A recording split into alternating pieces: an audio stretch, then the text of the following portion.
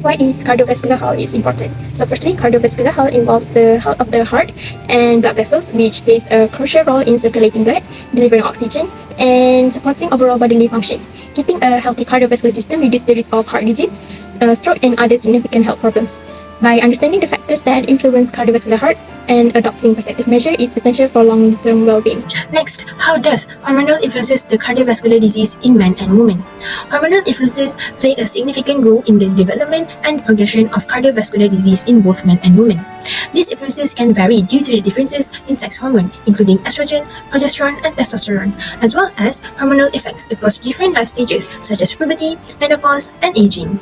Men tend to develop heart disease earlier than women, and this may be due to the fact that women are somewhat protected by estrogen and progesterone until they pass through menopause.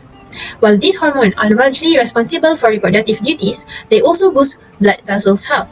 Since men only produce small amounts of estrogen and progesterone, they aren't afford the same protection. Instead, men rely on testosterone, which can also affect cardiovascular health. Testosterone is the principal male sex hormone or androgen which regulates sexual characteristics and body composition. Testosterone is converted to bioactive metabolites, dihydrotestosterone and estradiol. Androgens, mainly testosterone, also play in cardiovascular morbidity and mortality by modulating the risk factors of arteriosclerosis, which is the buildup of fat, cholesterol, and other substances in and around the artery walls, vascular functions, and heart attack, leading to heart failure in men. Circulating testosterone peaks in early adulthood and declines gradually across middle and older age. Older men exhibit lower testosterone and dihydrotestosterone concentrations compared to younger men, where it is associated with higher incidence of cardiovascular events.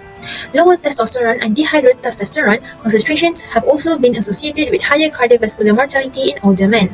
At the same time, women produce hormones like progesterone and estrogen, which are crucial for sustaining cardiovascular health.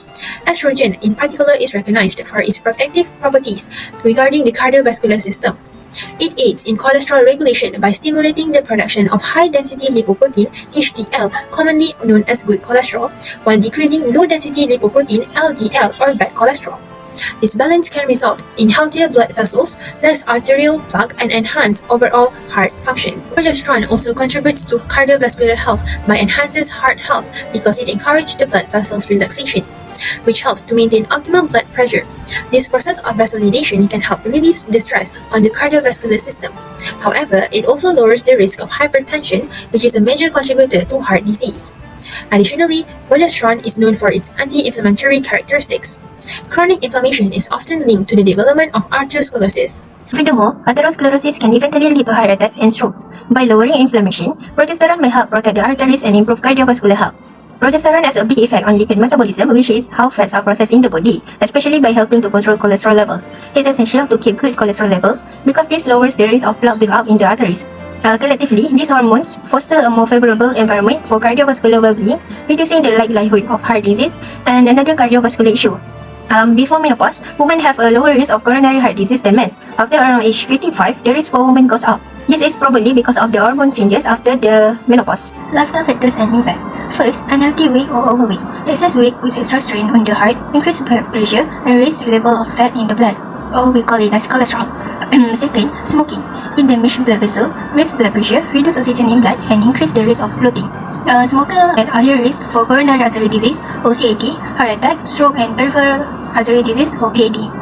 Third, not enough exercise. Being physically active is good for your heart and brain. People who are not active have double the risk of heart disease. Also, it can contribute to obesity, high blood pressure, high cholesterol, and poor circulation. Fourth, lack of sleep.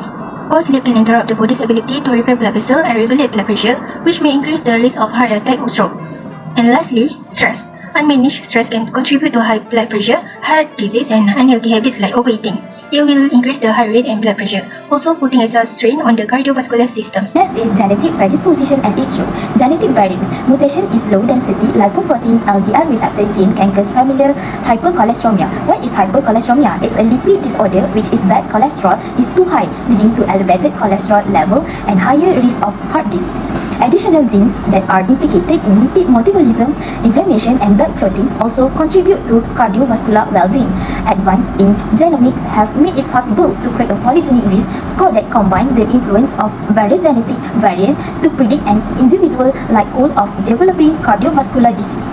This method can aid in pinpointing people who could benefit from early interventions or more aggressive handling of risk factor. Next is studies involving Mendelian randomization technique. What is Mendelian randomization (MR)? MR is an action used genetic variation as a natural experiment to investigate the causal relation between potential modifiable risk factor and health outcome in observational data. This study employed genetic variants as instrumental variable to evaluate the causal impact of risk factor on disease outcome. They have offered information about how certain risk factors like high cholesterol or high blood pressure play in role causing heart disease. Lastly is diversity in ethnicity and populations. Differences in genetic predisposition to cardiovascular disease among various ethnic and populations and groups can be attributed to genetic diversity and various environmental exposures. Certain genetic mutations that elevated cardiovascular risk may be more prevalent in certain populations. Which genetic group has a higher rate of heart disease? Heart failure. Black men have a 70% higher risk of heart failure compared with white men. Black women have 50% higher risk of heart failure compared with white women. Coronary artery disease and heart attack. Black women are more likely than white women to have a heart attack. Black adults are more likely than white adults to die from a heart attack. Next, let's find out the variation of cardiovascular disease. Firstly, congenital heart disease is the problem of structure of heart that presents since birth, which happens when a baby's heart does not develop normally during pregnancy. It changes the way the heart pumps blood either too slow or blocked completely. Symptoms: cyanosis, which means skin, lips, and nails become bluish in color. Also, heart murmur, that means heart palpitations, and difficult in breathing. Next, heart failure. It causes when heart does not pump enough blood for the body due to the condition of heart. Symptoms: tired, short of breathing, and swelling in lower body, stomach, and neck. Lastly, the coronary artery disease. This affects the artery become narrow due to the plaque of fats and cholesterol. The symptom: chest pain, which called angina, and also shortness of breath and fatigue. Other than this, we also have many others variations such as cerebrovascular disease that affect the brain disorder temporarily, rheumatic heart disease, it caused by the damage of heart valve that cause the inflammation, rheumatic fever. Aortic disease, it caused by bulge or burst in the wall of aorta where it block the flow of blood where it called as aneurysm. Now, I will explain about the risk factors to get cardiovascular disease between male and female. First and foremost, as we know, people might easier to get any disease, especially related to cardiovascular, when their age is getting older. The statement is true, which is in aging factor, males are more likely to have cardiovascular disease rather than female.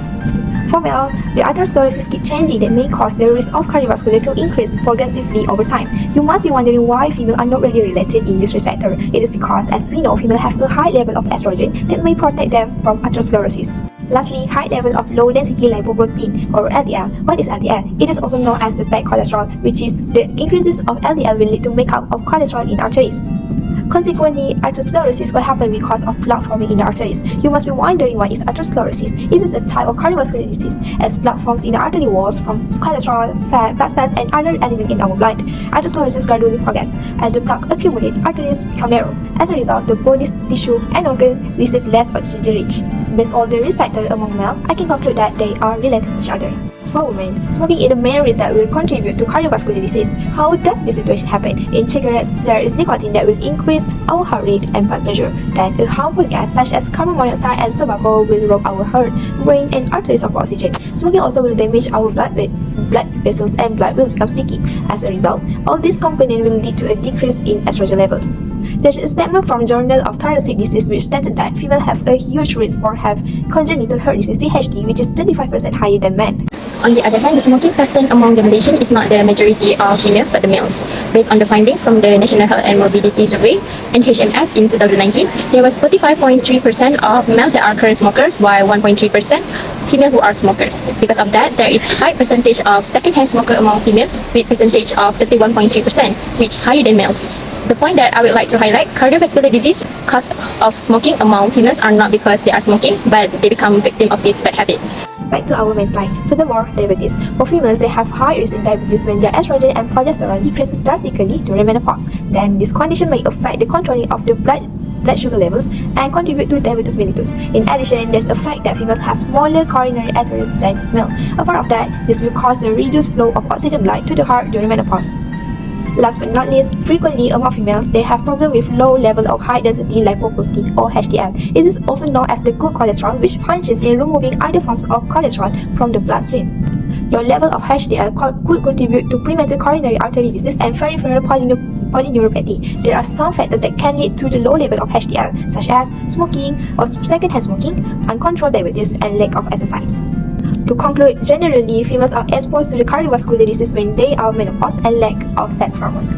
As conclusion from the graph, we can conclude that all these risk factors are evidence that males have higher chance to get cardiovascular health disease, as listed in the graph, such as peripheral disease, cardiac failure, stroke and TIA, and coronary disease. It is because they have bad habits like smoking every day. Why female have lower chance to get cardiovascular health? It is because before menopause, female have estrogen that can protect women from heart disease by increasing HDL, good cholesterol, and decreasing LDL, bad cholesterol. In conclusion, by taking care of your heart comes down to maintaining straightforward everyday practice like eating well, staying physically active, managing stress effectively, and scheduling regular health checkups.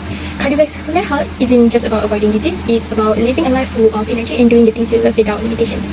By focusing on heart health, you're not only enhancing your current well-being, but also paving the way for a healthier and more rewarding future.